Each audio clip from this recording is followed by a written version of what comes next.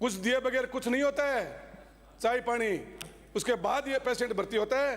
तो मेरी आपसे मेहरबानी है कि पैसे वाला कोई एसएमएस में नहीं जाएगा, वो तो सब प्राइवेट में जाएंगे। सबने लाइफ इंश्योरेंस ले रखी है, सबने पैसे करके करा सकता है, लेकिन गरीब आदमी है वो जाएगा एसएमएस के अंदर, और उस गरीब आदमी को वहाँ कोई देखने वाला नहीं है जब तक इसकी कोई सिफारिश नहीं आई। जब तक क्या हर एक पेशेंट के साथ एमएलए जाएगा क्या? हाल आपको सुधार यह करना चाहिए कि पेशेंट जाते ही, एम्बुलेंस से उतरते ही उस पेशेंट का इलाज शुरू हो जाए। डॉक्टर वहाँ बैठे रहते हैं, पेशेंट की तरफ देखते नहीं है, चलते नहीं है। मैं खुद रात को गया हूँ, डॉक्टर साहब देखो पेशेंट मर रहा है, कि हमारे पास बहुत पेशेंट आते हैं ऐसे। तो क्यों बहुत आते? आप तनख्वाह नहीं ले रहे हो क्या? फ्री में काम कर रहे हो क्या वहाँ? तो संभालो। आपने चिरंजीव को चलो भामा से, आपकी भामा से हमने मान ली, लेकिन हाल क्या है, हॉस्पिटल वाले एडमिट नहीं ले रहे हैं कि हमको सरकार पैसे नहीं दे रही है, बीमा कंपनी पैसे नहीं दे रही है, तो क्यों हम भर्ती लें? करोड़ों करोड़ों रुपया प्राइवेट हॉस्पिटल वाले के बाकी पड़े, उनको पैसा दो तो तब जाकर के गरीब आदमी का इलाज प्राइवेट हॉस्पिटल में होगा। हमारी जब सरकार थी, कोई हॉस्पिटल वाला अगर मना करता और अगर किसी को पता चलता कि हमें मना कर दिया तो उसी टाइम एक्शन लिया जाता था कंपनी के खिलाफ और उस हॉस्पिटल के खिलाफ कि आपने कैसे इसको एडमिट नहीं लिया। आरजीएचएस का क्या हाल कर रखा है, कर्मचारियों का महीने का महीना पैसा कटता है। हालात यह है कि हमें दवाई नहीं मिल रही है मेडिकलों में, हम जाते हैं कि साहब आरजीएचएस में, कि साहब आरजीएचएस तो है लेकिन पैसे नहीं आ रहे हैं, आप दवाई तो ले जाओगे लेकिन हमारा भी बिल की कोई व्यवस्था करो। एमएलए साहब आप सरकार में, विधानसभा में बैठते हो, तो मंत्री जी आरजीएचएस को भी संभालो और उन कंपनी वालों को कहो कि पैसे देवे। अरे कर्मचारी का महीने के महीने पैसे काट रहे हो, कोई मेहरबानी नहीं कर रहे हैं आप और हम कर्मचारियों पर कि हम उसके पैसे काट करके उनको टाइम पर इलाज नहीं दे रहे हैं। मेरे जिले की सिकर गैस की हॉस्पिटल है, चाहे सरकार आपकी रही हो या हमारी रही हो, पिछले 10-12 साल से वहाँ रेडियोलॉजिस्ट नहीं है। प्राइवेट वाले, सिटी स्कैन वाले मजे बन रहे हैं उनको। एस के हॉस्पिटल गवर्नमेंट की जिले की इतनी बढ़िया, अभी तो मेडिकल कॉलेज भी बन गई, तो उसमें आपकी बराए मेहरबानी होगी कि थोड़ा ध्यान करके अधिकारी बैठे जांच करके और वहाँ को रेडियोलॉजिस्ट की व्यवस्था कर दें। जनता वहाँ बहुत लुटी जा रही है। हमारे मुख्यमंत्री जी गए थे फतेहपुर 2-3 बार, लास्ट टाइम रामगढ़ गए थे, लोग बहुत उम्मीद के साथ मुख्यमंत्री जी का स्वागत करने के लिए गए थे और हमने भी कहा कि मुख्यमंत्री जी कुछ दे करके जाएंगे, क्योंकि तीसरी बार आए, 2 बार तो कुछ नहीं देके गए, तीसरी बार तो आता है कुछ ना कुछ देके जाता है। हार्ट का दर्द आता है वो भी तीसरी बार जान लेके जाता है। तो हमने सोचा मुख्यमंत्री जी तीसरी बार आए, कुछ ना कुछ सौगात देके जाएंगे। रामगढ़ के लोग ट्रॉमा सेंटर का वेट कर रहे थे, वहाँ से नेशनल हाईवे गुजरता है और रोज एक्सीडेंट होते हैं आए दिन वहाँ पर, उस हाईवे पर, क्योंकि हाईवे पर ट्रैफिक बहुत हैवी चलता है। लेकिन मुख्यमंत्री जी गए, रामगढ़ और फतेहपुर का नाम लेना तक मुनासिब नहीं समझा और लोग ट्रॉमा सेंटर की उम्मीद के अंदर बैठे रहे। तो मैं अब भी लिख के दिया था कि मुख्यमंत्री जी ने नहीं दिया, आप कम से कम बजट में तो घोषणा कर दो कि एक ट्रॉमा सेंटर रामगढ़ में अगर खोल दिया जाए तो रामगढ़ की जो हाईवे के एक्सीडेंट होते हैं उनकी जान बचे, लोगों की दुर्घटना में जो मरीज दुर्घटनाग्रस्त होते हैं उनकी। रामगढ़ हॉस्पिटल कोई सूद लेने वाला भी नहीं है, रामगढ़ हॉस्पिटल की कोई सूद लेने वाला नहीं है। अरे आप चुप रहिए, कस्बा है, बोलने दो भाई, नगर पालिका है, एसडीएम ऑफिस है, कम से कम 70 गांव उसके लगते हैं, लेकिन कोई सूद लेने वाले न कोई डॉक्टर है, न कोई मूलभूत सुविधाएं हैं। तो इसलिए मेरी आपसे निवेदन है कि आप उस रामगढ़ शेखावाटी हॉस्पिटल को थोड़ा संभालो और अधिकारियों को आदेश करो कि उस रामगढ़ हॉस्पिटल को संभालें। मेरे फतेहपुर हॉस्पिटल के अंदर एसडीएच हॉस्पिटल हमारी सरकार ने पिछली बार बनाई थी, भवन का बजट भी दे दिया था और भवन का शिलान्यास भी कर दिया, काम भी चालू कर दिया था। मैंने पहले बजट में कहा था मुख्यमंत्री जी आप मेरे सरकार के काम कराए हुए जो चालू किए हैं ना उस काम को पूरा कर देना, मैं आपका धन्यवाद दूंगा। लेकिन अब वो काम आज तक नीचे से ऊपर पाइलिंग से नहीं निकला है। 2.5-3 साल हो गए एसडीएच की बिल्डिंग को काम चालू हुए, 5% या 7% काम हुआ है 2.5-3 साल में। क्या कर रहे हैं अधिकारी और क्या आपका डिपार्टमेंट कर रहा है? क्यों 3 साल से उस हॉस्पिटल की बिल्डिंग को रोके हुए बैठे हो? एक मेरे विधानसभा क्षेत्र बीबीपुर बड़ा कि हॉस्पिटल एससीएचसी का भवन बनने वाला है, 4 साल हो गए, उसके साथ वाली बिल्डिंग बन के और तैयार हो गई गारिंडा की, लेकिन वो बीबीपुर वाली बिल्डिंग एक बार तो बनाई और जब गांव वाले आए कि ये क्या कर रहे हो, उसको निकाला नीचे से तो सूखी बजरी और सूखी ईंट निकली। तो उसने कहा ये क्या किया? कि साहब लेबर ने गलती कर दी, उस कंपनी ने ब्लैक लिस्ट किया, न उस कंपनी के खिलाफ कोई काम किया और वो बिल्डिंग आज वैसी की वैसी पड़ी है। या तो उस कंपनी को ब्लैकलिस्ट करो और वो पैसे दूसरी कोई कंपनी को टेंडर करके लगाओ। इस डिपार्टमेंट को कोई देखने वाला तो है नहीं। मेरे यहाँ ट्रॉमा सेंटर है फतेहपुर में, उसमें ट्रॉमा सेंटर के नॉर्म्स अनुसार पद भी नहीं है। 3 हाईवे घुटते हैं चिकित्सा मंत्री जी, और रोज एक्सीडेंट होते हैं। 3 हाईवे, दिल्ली बीकानेर, आगरा बीकानेर, फतेहपुर का। बिल्कुल धन्यवाद आपका। अगर आप पद स्वीकृत कर दोगे, आपका बहुत बहुत धन्यवाद। मैं आपको आपके घर आके मिठाई का डब्बा देकर धन्यवाद देके जाऊंगा मंत्री जी कि आप ट्रॉमा सेंटर में एक 3 6 7 मंत्री जी 6-7 सब सेंटर ऐसे हैं गाँव के अंदर अब तक पद ही नहीं दिए। सब सेंटर में पद ही नहीं है। वो सब सेंटर बना दिए, बिल्डिंग है, सब कुछ है, पद नहीं है तो तनख्वाह कहाँ से मिलेगी उस कर्मचारी को? वो भी दोगे, बहुत धन्यवाद। एक गारिंडा CHC है, वो सब सेंटर का स्टाफ पर चल रही है। अरे तो मंत्री जी सुनो, आप मंत्री जी आप जांच करवा लेना। अगर एक भी गलत निकले हुए, एक भी CHC चल रहा है सब सेंटर के उप स्वास्थ्य केंद्र के स्टाफ के भरोसे।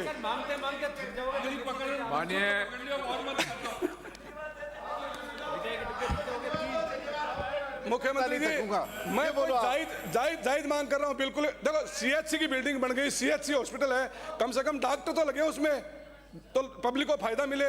एक मेरे यहाँ एक हॉस्पिटल के अंदर 6 करोड़ रुपए लगा करके और 3 साल से एक भवन बना हुआ पड़ा है, उसके ताला लगा हुआ है। राज के 6 करोड़ रुपए लग गए और पूछो इन अधिकारियों को कि उस बिल्डिंग को 6 करोड़ रुपए लगा करके उसका ताला लगा करके क्यों रखा है, उसको क्यों ओपन नहीं कर रहे, क्यों नहीं खोल रहे, क्यों उसको काम नहीं ले रहे। जबकि जो हॉस्पिटल की पुरानी बिल्डिंग है, उस बिल्डिंग के अंदर इतनी भीड़ रहती है। और मैंने 4-5 एक मिनट बात में मैंने 4-5 बार उस PMO को कह दिया कि PMO साहब इसको खोल लो और इसको खोल करके चालू करो तो पब्लिक को सुविधा मिले।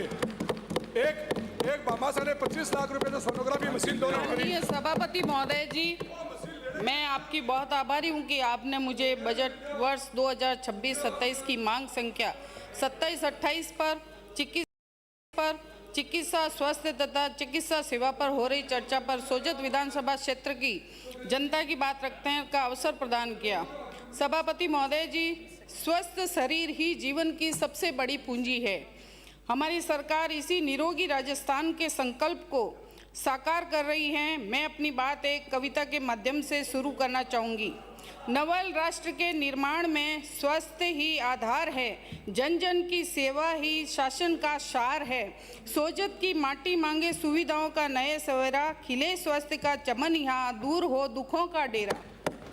सांड्या हेतु आभार नई मांग में सबसे पहले माननीय मुख्यमंत्री जी का और वित्त मंत्री दिया कुमारी जी का, चिकित्सा मंत्री गजेंद्र सिंह जी का हृदय से आभार प्रकट करूंगी कि आपने हमारे चिकित्सा के क्षेत्र में बहुत अच्छी सौगात दी है। मैं आपके माध्यम से सरकार से निवेदन करती हूं कि इस बजट सत्र में सोजत में जिला अस्पताल में 150 बेड से बढ़ाकर 300 बेड में क्रमोन्नत करवाएं। नर्सिंग कोर्स करने वाले विद्यार्थियों को पाली जिला मुख्यालय जाना पड़ता है, जो इस क्षेत्र में 50 से 70 किलोमीटर दूर पड़ता है।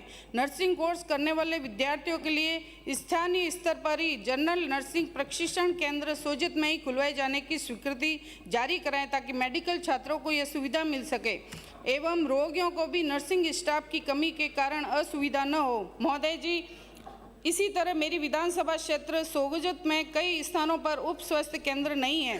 कई स्थानों पर परिस्थितियों को देखते हुए चिकित्सा संस्थानों में क्रमोन्नत किए जाने की आवश्यकता है। रायपुर नगरपालिका क्षेत्र के खीवल गांव में रायपुर से करीब 8 और 10 किलोमीटर दूर स्थित है।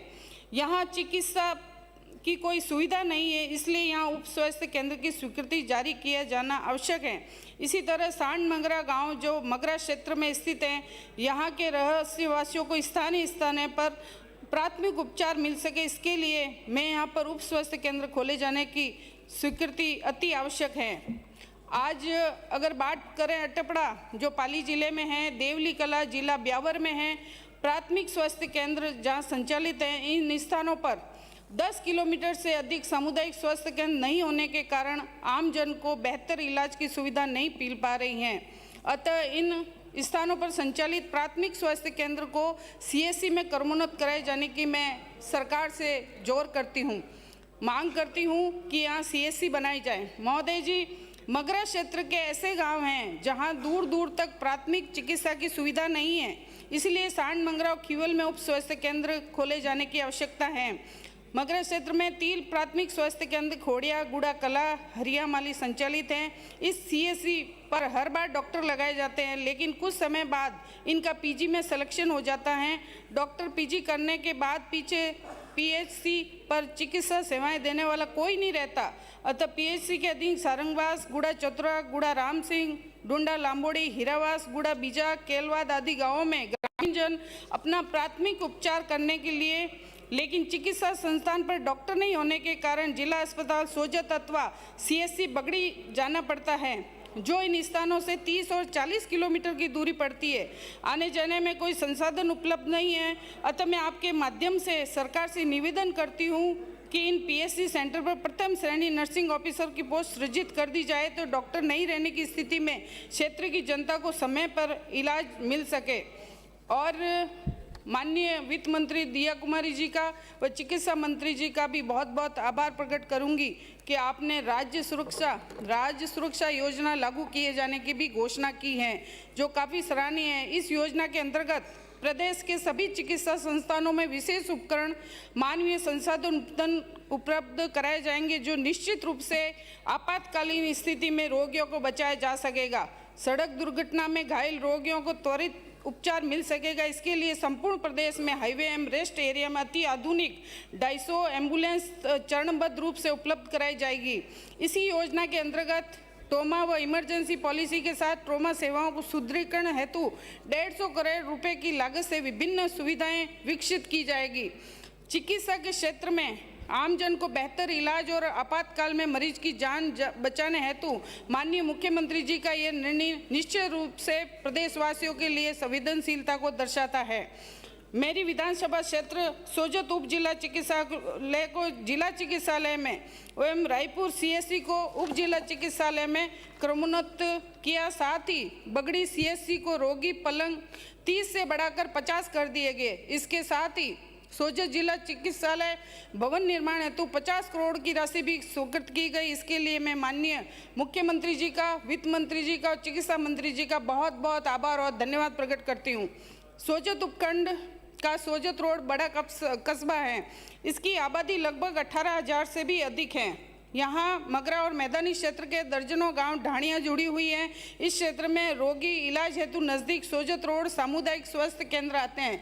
दर्जनों गांवों से जुड़ा होने के कारण इस चिकित्सालय में आउटडोर अधिक रहता है। मौसमी बीमारियों को समय पर आउटडोर की संख्या लगभग 600 से अधिक पहुंच जाती है। गंभीर बीमारी के दौरान अस्पताल में मरीजों को भर्ती किए जाने हेतु रोगी सैयाँ खाली नहीं रहती। इस कारण रोगी को अन्य अस्पतालों में रेफर कर दिया जाता है। मैं आपके माध्यम से सरकार से निवेदन करती हूं कि सोजत रोड सामुदायिक चिकित्सालय को रोगी संख्या 30 से बढ़ाकर 75 में क्रमोन्नत किए जाने की अनुकंपा करवाएं। महोदय जी, पाली बांगड़ चिकित्सालय के बाद सोजत जिला चिकित्सालय का प्रथम चिकित्सालय है। इस चिकित्सालय में प्रतिदिन 1500 का आउटडोर रहता है। यहाँ ट्रोमा वार्ड भी संचालित हैं। चिकित्सालय के क्षेत्र में दर्जनों गांव जुड़े हैं, लेकिन अपर्याप्त विशेषज्ञ चिकित्सक और संसाधन के कारण आम जन को जिला चिकित्सालय की सुविधा नहीं मिल पा रही है। इसलिए मैं आपसे निवेदन करूंगी कि वहाँ पर इस प्रकार की व्यवस्था की जाए ताकि यहाँ पर लोगों को सुविधा मिल सके। मुख्यमंत्री आयुष्मान योजना देश भर में एक मिसाल बनी हुई है। 25 लाख रुपए तक का कैशलेस उपचार किया जाता है और 500 करोड़ की अत्याधिक विश्राम गृह की घोषणा की गई है, जो स्वास्थ्य फूड कोर्ट की भी स्थापना की, जो बहुत ही सराहनीय कदम है। माननीय, मैं ये कहना चाहूँगी कि जब कोरोना काल था तब हमारे सोजत हॉस्पिटल में पूरा ऑक्सीजन प्लांट लगाया गया था। घर घर जाकर गरीबों को खाद्य सामग्री भी बांटी गई थी। उस समय मैंने अपना पूरा बजट कोरोना काल में चिकित्सा को समर्पित किया था। माननीय, आपसे मैं ये अनुरोध करूंगी कि हमारे वहाँ पर चिकित्सा के क्षेत्र में जो मगरा क्षेत्र के गांव हैं उनको आप विशेष रूप से वहाँ पर पीएससी कराई जाए ताकि लोगों को सुविधा मिल सके। मैं एक पुर्ज और पिपलिया कला और बाबरा हेतु अध्यक्ष महोदय, सभापति महोदय जी, सोजत के विकास में चिकित्सा ढांचे को मजबूत करने की आवश्यकता है। मैं सदन के माध्यम से मांगे सरकार के समक्ष रखती हूँ कि पिपलिया कला प्राथमिक स्वास्थ्य केंद्र को पीएससी को इसकी उपयोगिता और मरीजों के भारी दबाव को देखते हुए सामुदायिक स्वास्थ्य केंद्र में क्रमोन्नत किया जाए। यहाँ सीएससी बनने से आसपास दर्जनों गांवों को उच्च शिक्षा और स्तरीय इलाज के लिए शहर में नहीं भागना पड़ेगा। मैं आपके माध्यम से पुनः एक बार आपका आभार प्रकट करती हूँ और विश्वास दिलाती हूँ पिपलिया कला को सीएससी और सांडिया को पीएससी का दर्जा मिलता है तो सोजत स्वास्थ्य के क्षेत्र में आत्मनिर्भर बनेगा। संकल्प से सिद्धि की ओर हम कदम बढ़ाते जाएंगे। सोजत को खुशहाल और स्वस्थ हम मिलकर सब बनाएंगे। इन्हीं शब्दों के साथ मैं बजट की इन मांगों का समर्थन करती हूँ। बहुत बहुत आभार, धन्यवाद। श्री रतन देवासी। लो साहब, इतना मुश्किल से आता है। माननीय सभापति जी, मांग संख्या 27 और 28 पर आपने मुझे बोलने की अनुमति दी, आपका आभार। और बारिश हो रही है सर, बाहर दोनों काम लेती है। माननीय सभापति जी, मैं आपके माध्यम से माननीय मंत्री जी से निवेदन करना चाहता हूं, क्योंकि काफ़ी बात तो राज्यपाल अभिभाषण के दौरान और 3-4 दिन पहले जब बजट पे चर्चा हुई उसमें काफ़ी बातें हमने आपको आपके संज्ञान में भी लाई थी और जो कमियां हैं वो भी बताई थी। मेरा आपसे निवेदन है 3-4 चीज़ों का इसमें। सबसे पहले तो जो आपकी बजट की 2025 और 26 की, ये तो आया है, अगले साल बात कर लेंगे सर। 25-26 में कुछ महत्वपूर्ण बिंदु आपने कहे थे, जिसकी कितनी तो उसकी पालना हुई है, कहाँ कमियां रही है और क्या उसमें ज़रूरी है जो हो सकती है, मैं वो आपके संज्ञान में लाना चाहता हूँ।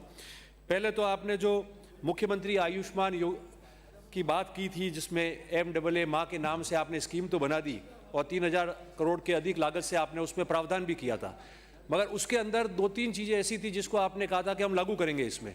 जिसमें सबसे पहले आपकी थी जो इंटरस्टेट पोर्टेबिलिटी को लेकर आपने उसके अंदर बिंदु संख्या 55 में आपने ये बात की थी। और इंटरस्टेट पोर्टेबिलिटी की बात मैं इसलिए कर रहा हूँ कि हमने समय समय पे, अब ये झगड़ा अलग है कि हाँ पक्ष वाले हाँ कहेंगे, ना पक्ष वाले ना कहेंगे, कोई तारीफ करेगा, कोई विपक्ष में है तो उसको माना जाएगा कि सिर्फ बुराई कर रहा है। तो भामाशाह और चिरंजीवी का झगड़ा तो जग जाहिर है, लोग जानते हैं। हमसे ज़्यादा होशियार राजस्थान की 8 करोड़ की जनता है जो इसका लाभ ले रही थी, लाभान्वित हो रहे थे। कहाँ कमियाँ हैं, जो सुविधा ले रहा था और वंचित है वो सबसे ज़्यादा इसका एनालिसिस कर लेगा।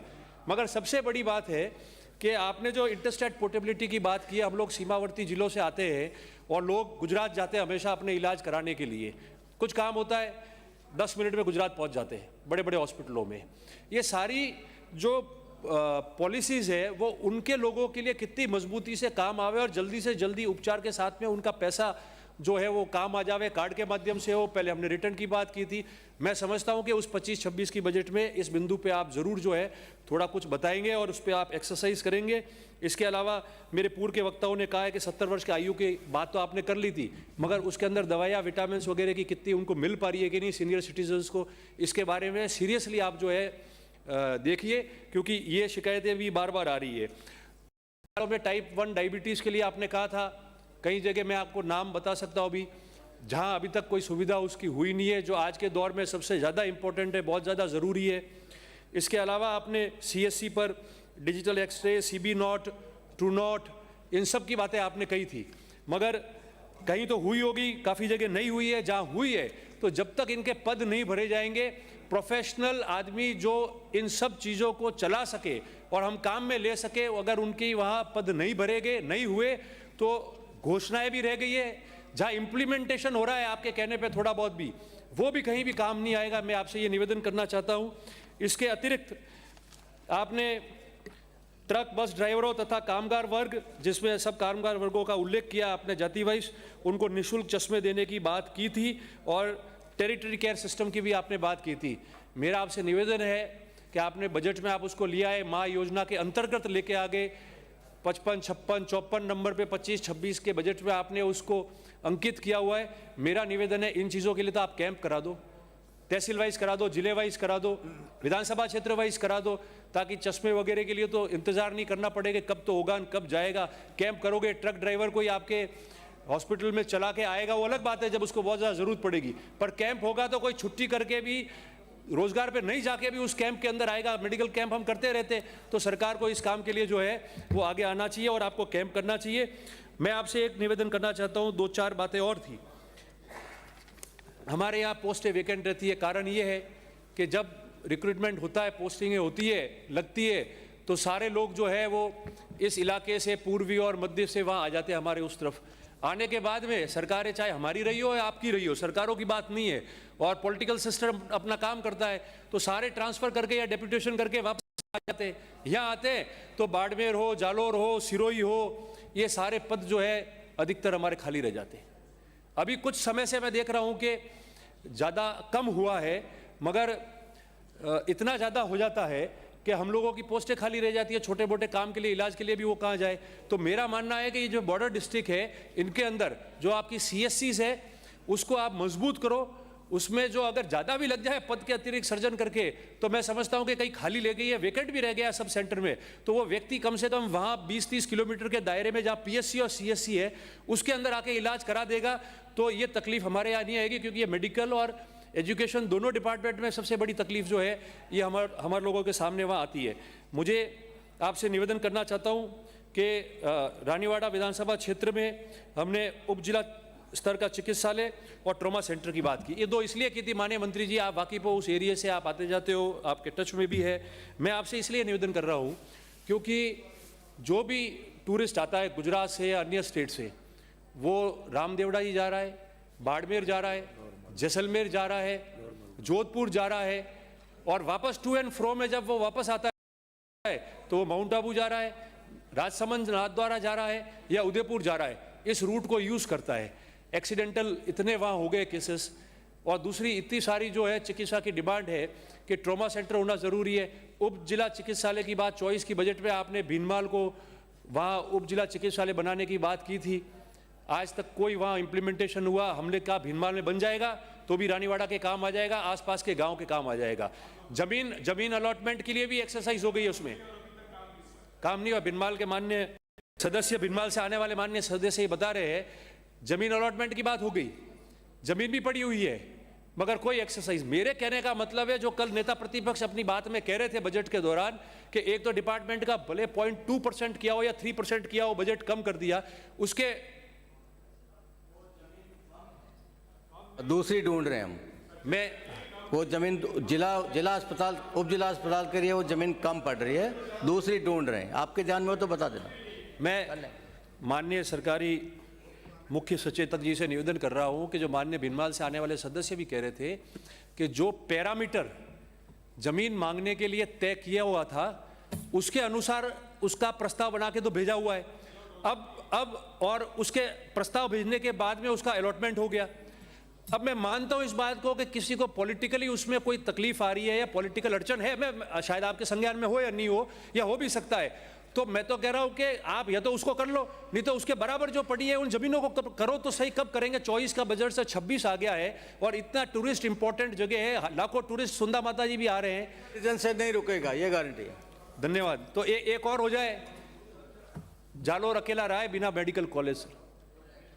पिछली सरकार में हमने देखा है, हो जाएगा, वो भी आपने कहा है, तो मैं आपको धन्यवाद दूंगा, मगर उसको जल्दी करें।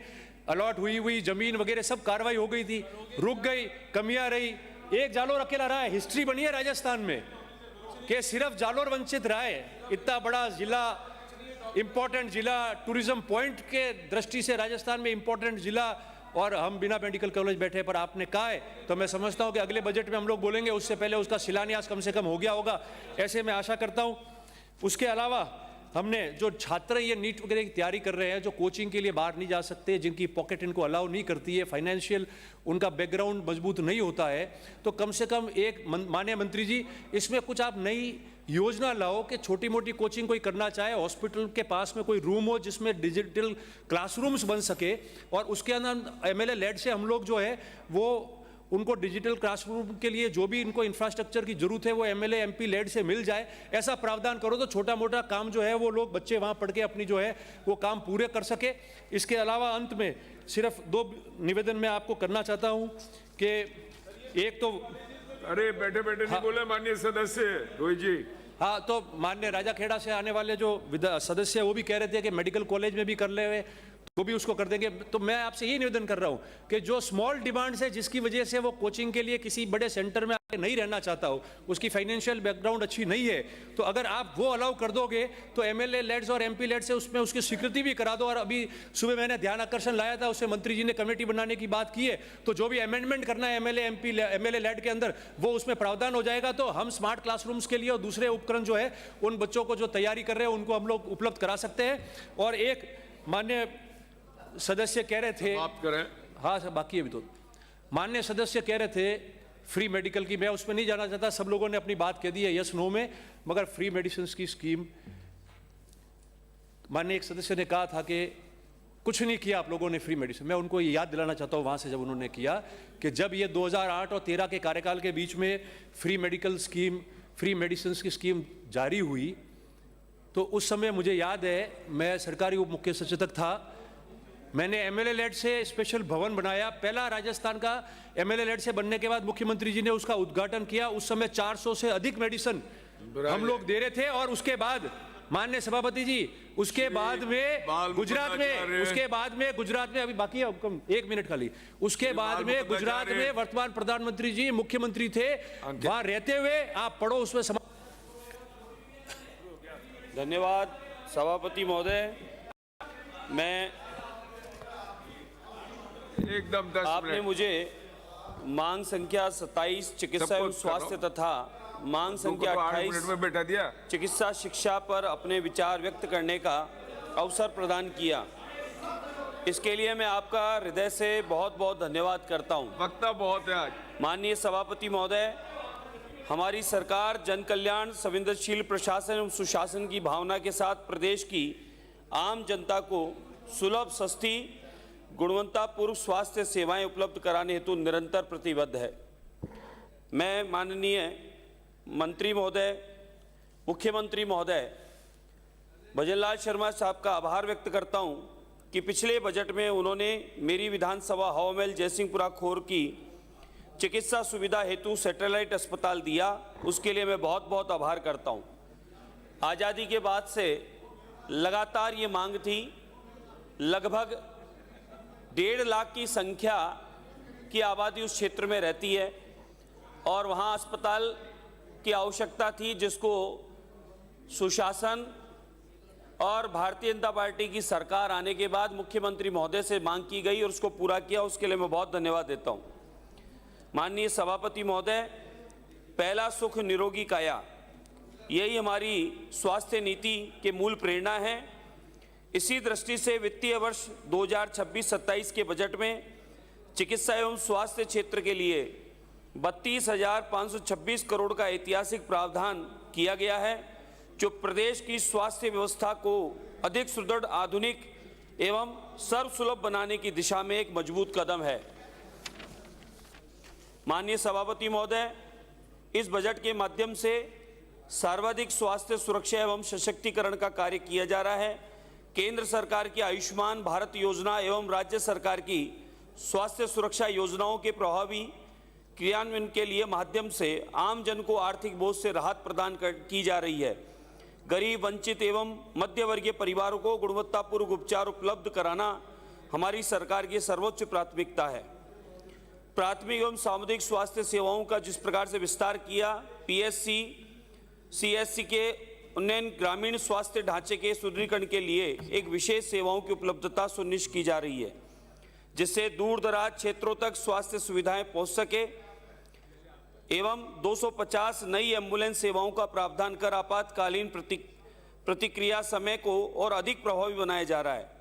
आधुनिक डायग्नोस्टिक सेंटर, उपचार सुविधाओं का जो विस्तार, सीटी स्कैन, डिजिटल एक्सरे, उन्नत लैब सेवाओं एवं ट्रामा सेवाओं हेतु 150 करोड़ का जो प्रावधान कर मरीजों को समय पर बेहतर उपचार सुनिश्चित करवाया जाए, इसी की दिशा में सरकार निरंतर काम कर रही है। महोदय, स्वास्थ्य सेवाओं की गुणवत्ता तभी संभव है जब पर्याप्त एवं प्रशिक्षित मानव संसाधन उपलब्ध हो। बजट में चिकित्सकों, नर्सिंग कर्मियों एवं तकनीकी स्टाफ की भर्ती एवं क्षमता की वृद्धि एवं विशेष ध्यान दिया गया है, जिसमें सेवा वितरण प्रभावशाली एवं दक्षता बढ़े।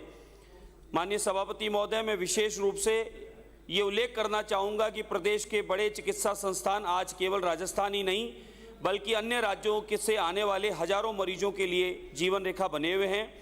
ये हमारी स्वास्थ्य व्यवस्था की विश्वसनीयता एवं क्षमता का प्रमाण है। एसएमएस अस्पताल हो या पंडित दीनदयाल अस्पताल गनगोरी बाजार हो, उनमें आप कभी भी बिना सूचना के जाकर देख लें, मरीजों से पूछ लें।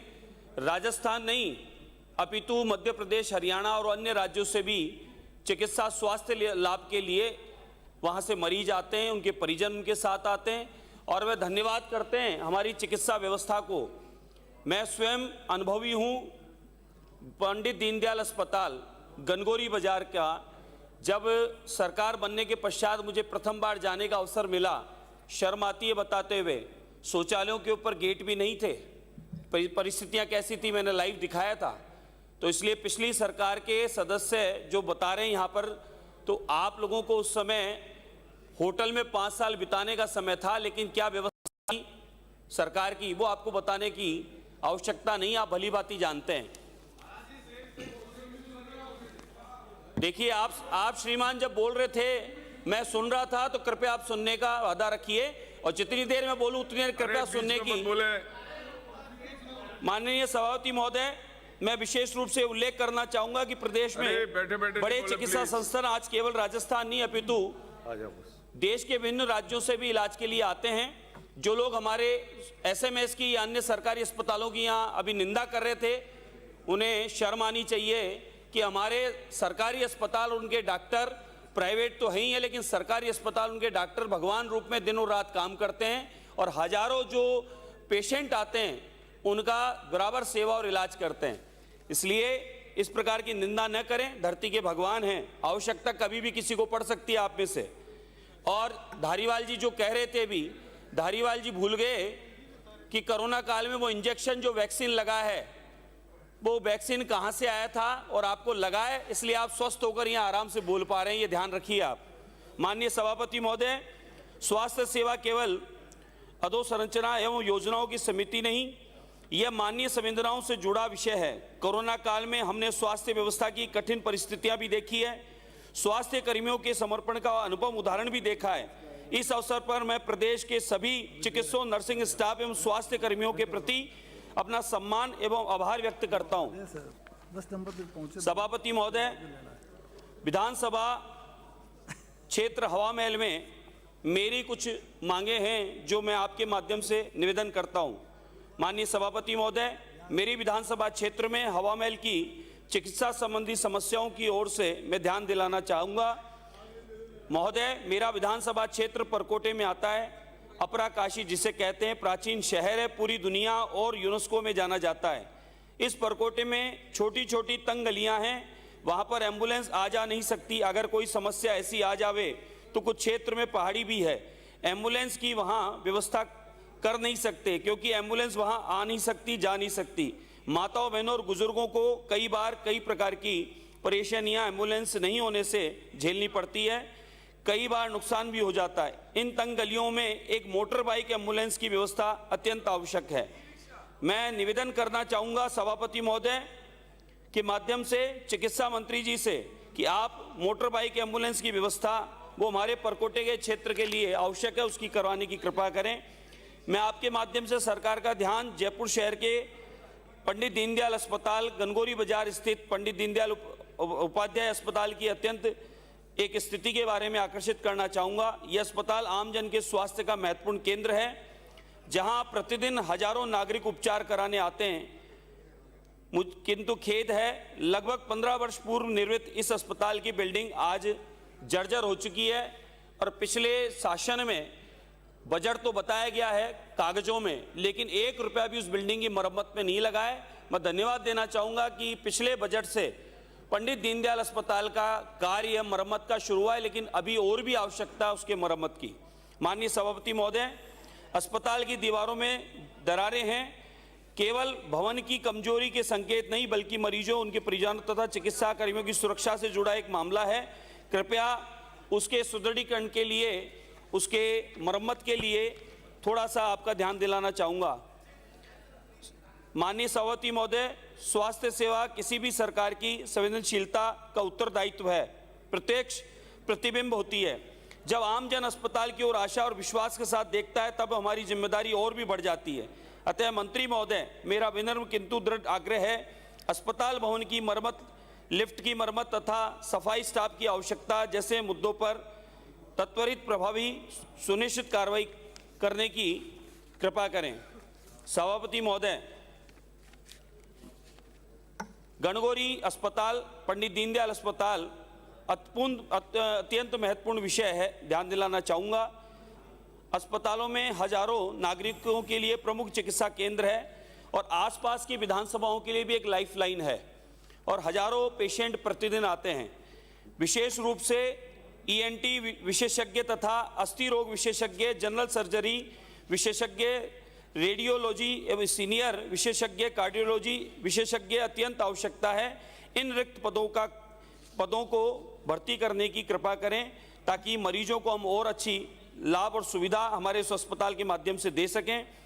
सभापति महोदय, केवल चिकित्सीय मानव संसाधन ही नहीं बल्कि जांच सुविधाओं की उपलब्धता भी एक गंभीर चिंता का विषय है। वर्तमान में अनेक महत्वपूर्ण जांचें आमजन को स्थानीय स्तर पर उपलब्ध नहीं हो पाती है, जिससे मरीजों को अनावश्यक भागदौड़ एवं आर्थिक बोझ सहना पड़ता है। इन परिस्थितियों को दृष्टिगत रखते हुए मेरा विनम्र निवेदन है आपके माध्यम से कि MRI, CT scan, gastrology, heart संबंधित जांचें, 2D इको, टीएमटी शीघ्र स्थापित की जाए। साथ ही लक्ष्मण जी, रक्त संबंधित विभिन्न जांचें, हीमेटोलॉजी, बायोकेमिस्ट्री जांचें सवाई मानसिक धन्यवाद सभापति महोदय, आपने मेरे को मांग से क्या 27 और 28 पर बोलने का अवसर दिया। माननीय सभापति जी, क्योंकि समय की बाध्यता को देखते हुए मैं सबसे पहले मेरी विधानसभा की जो मांगे हैं उनके बारे में आपके माध्यम से मंत्री जी का ध्यान आकर्षित करूंगा। मेरे बस्सी विधानसभा का जो बस्सी मुख्यालय है, सैटेलाइट टाउन है, सरकार उसको डेवलप भी करना चाह रही है। वहाँ वर्तमान उप जिला अस्पताल है और उसकी नई बिल्डिंग निर्माणाधीन है, लेकिन 2.5 साल से बन रही है, तो उसको जल्दी उसका निर्माण पूरा किया जाए और उसको शिफ्ट करके जो पुराना हॉस्पिटल है वहाँ MCH विंग की स्वीकृति की जाए। इसके अलावा वहाँ पुराने जो आवास है डॉक्टरों के, पैरामेडिकल स्टाफ के, वो बहुत ही जर्जर हो गए हैं, गिरने की हालत में, उनमें कोई नहीं रह रहा है, तो उनको तुड़वाकर उनकी जगह नए आवास बनवाए जाए। भवन विहीन 2 PSC तथा बहुत सारे उप स्वास्थ्य केंद्र हैं, उनमें भी भवनों की स्वीकृति दी जाए। माननीय सभापति महोदय, पिछली सरकार में कानोता के पास जयपुर आगरा रोड पर एक सैटेलाइट हॉस्पिटल सैंक्शन हुआ, उसका वर्क ऑर्डर हो गया, कार्य प्रारंभ होने वाला था, गवर्नमेंट चेंज हुई और उन्होंने तुरंत उसको 2 महीने के अंदर निरस्त कर दिया ऑर्डर। तो मेरी मांग है कि जयपुर आगरा रोड बहुत ही व्यस्त मार्ग है, इसमें कई एक्सीडेंट्स होते रहते हैं, तो सैटेलाइट हॉस्पिटल में ट्रॉमा सेंटर स्वीकृत किया जाना चाहिए।